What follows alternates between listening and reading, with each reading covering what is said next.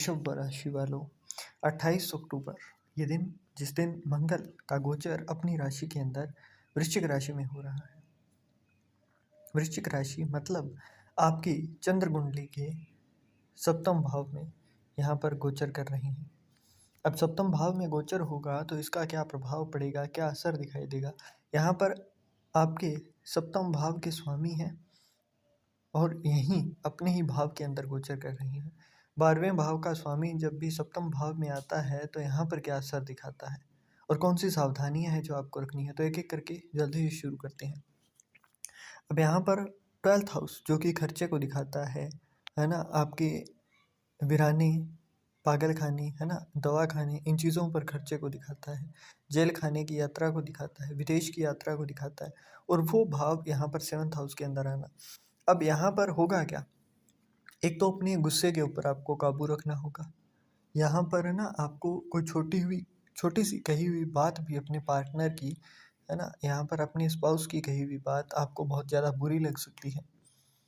और मान लीजिए आपने कुछ पहना और उसके ऊपर भी टिक्का टिप्पणी हो गई कि जी आज ये तो अच्छा नहीं लग रहा है ना, आपके ऊपर अच्छा नहीं लगता है परंतु उनके ऊपर अच्छा लगता है। तो ये छोटी सी चीज़ भी आपको बहुत ज़्यादा अंदर तक पीड़ा देती हुई दिखाई देगी। तो छोटी छोटी चीज़ों के ऊपर बहुत ज़्यादा सोचना, विचार करना, बहुत ज़्यादा ही खो जाना, इन चीज़ों से बचना है ना, चीज़ों को लाइटली लेने की कोशिश करनी है।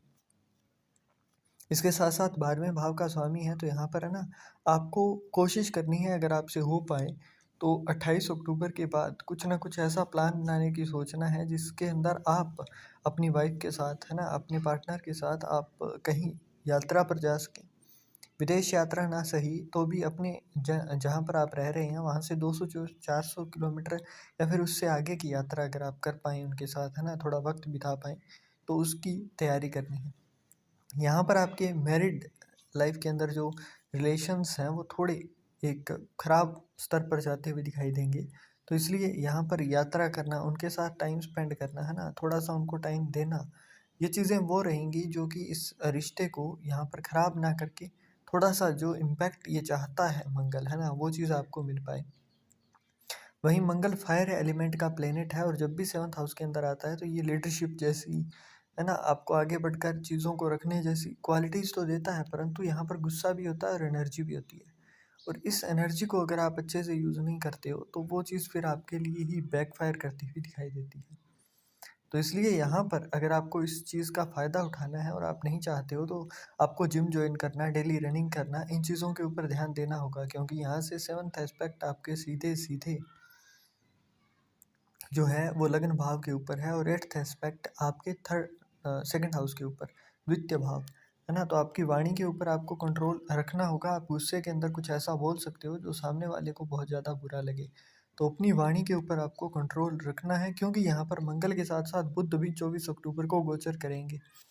तो बुध पहले से आए हुए हैं और आप मंगल भी हैं, तो यहाँ पर मंगल और बुध जब भी एक साथ होते हैं ना, तो इंसान क्या होता है कि गुस्से के अंदर कुछ ऐसा कह जाता है जिसका बाद में उसे रिग्रेट होता है, परंतु उस समय जो उसने कह दिया वो सामने वाले को तो पीड़ा दे गया।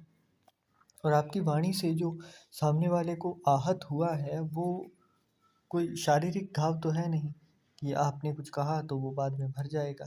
तो यहाँ पर है ना, कोशिश करनी है कि जहाँ तक हो सके, अगर आपने कुछ कहना भी है, कुछ आपको बुरा भी लग रहा है, तो उस चीज़ को थोड़ा अपने तक ही रखने की कोशिश करनी है, ताकि सामने वाले को बहुत ज़्यादा बुरा ना लगे। आगे बात करें तो यहाँ पर आपको जो है वो 12th हाउस के लॉर्ड हैं, तो यहाँ पर है ना, थोड़ा सा विच्छेद होना, मतलब एक दूसरे को थोड़ा सा प्राइवेट टाइम देने की कोशिश करनी है। थोड़ा लोनलीनेस फील होना आपको लगेगा। आपके स्पाउस की हेल्थ के अंदर थोड़ी सी गड़बड़ी होती हुई आपको दिखाई देगी, है ना, मतलब उनका हेल्थ के ऊपर खर्चा होना, बीमार पड़ जाना, ये चीज़ें आपको देखने को मिलेंगी। तो इस चीज़ के ऊपर ख़ास तौर पर ध्यान देना है कि चीज़ों को लाइटली ना लिया जाए। जहाँ तक हो सके, अगर उनको कोई तकलीफ़ है तो जल्दी से जल्दी उस चीज़ के ऊपर एक्शन लिया जाए, उनको चेकअप करवाया जाए, है ना। इस चीज़ का ध्यान रखिएगा, क्योंकि यहाँ पर खर्चा होता हुआ अच्छा खासा दिखाई दे रहा है।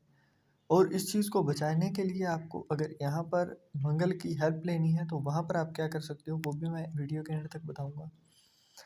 अब यहाँ पर आपके जो 7th हाउस है ना, यहाँ पर एनर्जी होती है, तो इंटीमेसी की बात करें, है ना, आपकी ओन बेड की बात करें तो वहाँ पर आपको क्या होता है कि सेवन्थ हाउस जो है वो बेडरूम को भी दिखाता है।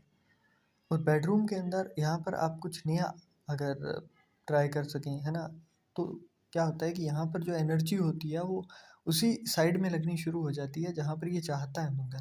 तो कुछ नया एक्सपीरियंस करना, किसी नई कार्य की ओर जाना आपके लिए फ़ायदेमंद होगा।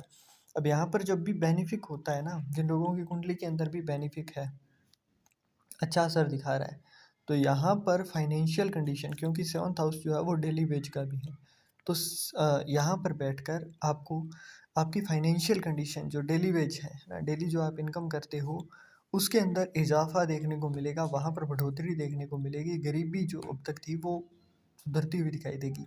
आपके अंदर एक दयालुता का भाव आएगा, एक स्ट्रॉन्ग डिटर्मिनेशन की पावर आएगी, विल पावर अच्छी करते हैं यहाँ पर बैठकर मंगल, है ना। आप डोमिनेट कर पाएँ ये चीज़ आपके ऊपर आती है।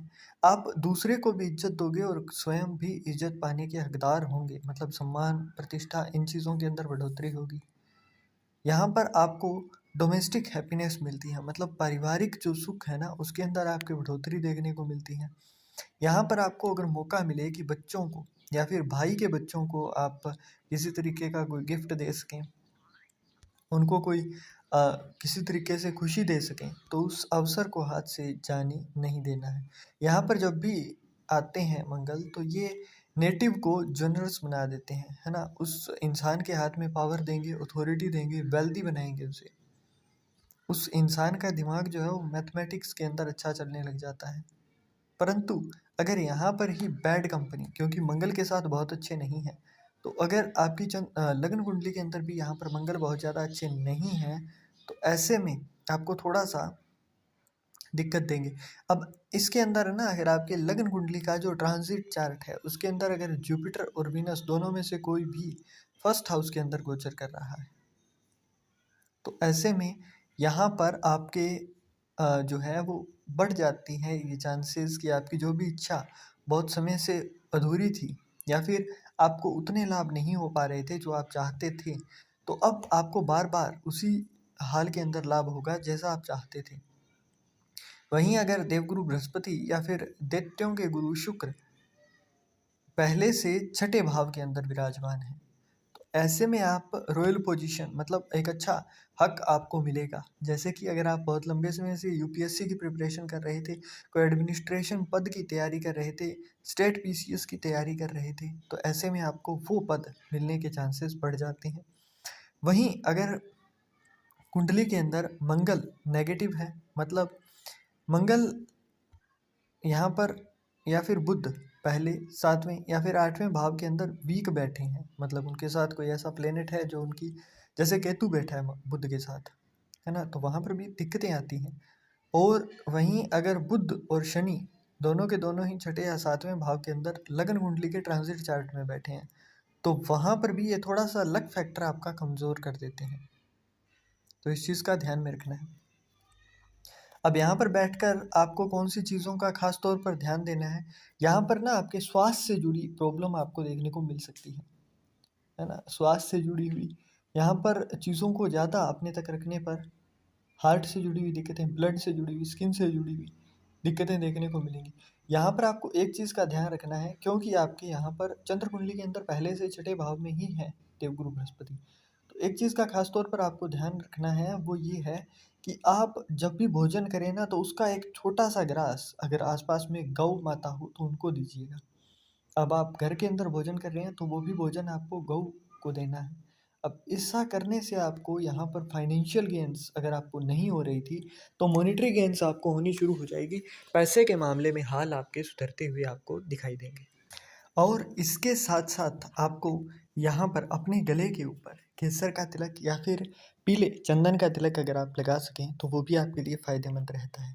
अब मंगल सेवन्थ हाउस के अंदर है, तो इसके लिए आपको कुछ विशेष उपाय, अगर आपकी चंद्र कुंडली के अंदर भी मंगल बहुत ज़्यादा अच्छे नहीं है या फिर इन जनरल भी अगर आपको उपाय करना है, तो सॉलिड सिल्वर आप अपने घर के अंदर रख सकते हो। साउथ की डायरेक्शन के अंदर सॉलिड सिल्वर से मेरा मतलब है जो चांदी होती है ना, मतलब आप चकोर चांदी का टुकड़ा बनवाकर उसको रख सकते हो घर के अंदर। इसके अलावा स्वीट्स आप यहाँ पर दान दे सकते हो, है ना, मतलब मिठाई जो होती है वो आप यहाँ पर अपने जो भी आपका वर्क प्लेस है वहाँ पर आप जहाँ डेली वेज आप कमाते हो वहाँ पर आप ये बांट सकते हो किसी भी तरीके से। मतलब अगर आपका जन्मदिन है, मैरिज एनिवर्सरी है, कुछ भी आप बात करके वहाँ पर बांट सकते हो। विष्णु जी की पूजा करना आपके लिए फ़ायदेमंद रहता है और विष्णु जी के मंदिर में जाना भी आपके लिए फ़ायदेमंद रहता है। अब ऐसे में जिन लोगों की शादी नहीं हो रही है ना, तो उनको छोटे छोटे हाउस बनाकर, मतलब मिट्टी का आप घर बनाएंगे और उसको आपने बिल्कुल जड़ से मिटा देना है। ईंट से बनाना होता है ये।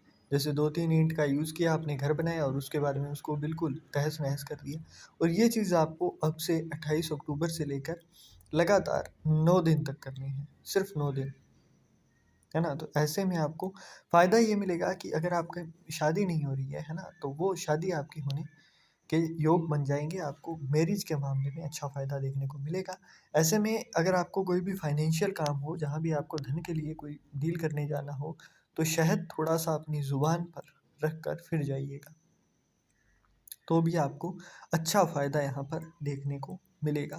तो आशा करते हैं वृषभ राशि वालों को जो भी जानकारी दी गई है, आप उसका पूर्ण रूप से लाभ उठाएँगे और अपने जीवन को और भी ज़्यादा सुखी, समृद्ध बनाने की ओर एक कदम आगे बढ़ाएँगे।